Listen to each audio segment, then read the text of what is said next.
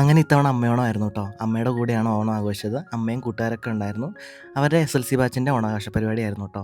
2 വർഷം മുന്നേ ഞാൻ അവിടെ സ്കൂളിൽ പോയി അമ്മേനെ ഒരുക്കി ഓണാഘോഷിച്ചതൊക്കെ നിങ്ങളെ കാണിച്ചിട്ടുണ്ട്. എനിക്ക് ഭയങ്കര നൊസ്റ്റാൾജിയ ആയിരുന്നു കേട്ടോ. ഞങ്ങൾ സ്കൂളിൽ വെച്ച് തന്നെ ഒരുങ്ങി.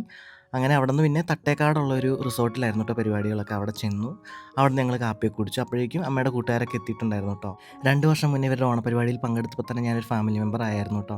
പിന്നെ 5 കൊല്ലം കൂടി ഞാൻ നാട്ടിൽ വന്നപ്പോൾ എൻ്റെ ആദ്യത്തെ ഓണസദ്യ, ഓണപ്പരിപാടി എല്ലാം ഈ ഗ്രൂപ്പിൻ്റെ കൂടെ ആയിരുന്നു. ഒരുപാട് അമ്മമാരും അച്ഛന്മാരും ഒക്കെ ഉള്ളൊരു പരിപാടി. അതുകൊണ്ട് തന്നെ എനിക്ക് വരാൻ ഭയങ്കര താല്പര്യമായിരുന്നു. ഈശ്വര പ്രാർത്ഥനയോടുകൂടി തന്നെ പരിപാടികളൊക്കെ തുടങ്ങി. 1-2 പുതിയ മെമ്പേഴ്സ് ഉണ്ടായിരുന്നു. പിന്നെ നറുക്കെടുപ്പിലൂടെ ഒരു ഭാഗ്യശാലിക്ക് ഓണക്കോടിയൊക്കെ കിട്ടി. പിന്നെ ചെറിയ ചെറിയ പരിപാടികളൊക്കെ തുടങ്ങി കേട്ടോ. കസേരകളി ഉണ്ടായിരുന്നു, സ്പൂൺ റൈസ് ഉണ്ടായിരുന്നു. എല്ലാവരും തന്നെ പങ്കെടുത്തു കേട്ടോ. എല്ലാവരും നല്ല ഹാപ്പി ആയിരുന്നു. പിന്നെ എൻ്റെ സന്തോഷം വീഡിയോ ചെയ്യാന്നുള്ളതായിരുന്നു. പിന്നെ ജോലിയുടെ ഓരോ ടെൻഷനും കാര്യങ്ങളൊക്കെ ആയിട്ടാണ് വീഡിയോ കുറഞ്ഞത് കേട്ടോ. അപ്പോൾ ഞാൻ എന്തായാലും പുതിയ കുറച്ച് കാര്യങ്ങളൊക്കെ പ്ലാൻ ചെയ്യുന്നുണ്ട്. ഡെയിലി വീഡിയോസൊക്കെ ഇടാം. അങ്ങനെ കളിയും ചിരിയും വർത്താനമായിട്ട് പെട്ടെന്ന് തന്നെ സമയം കടന്നു പോയിട്ട് ഉച്ചയായി.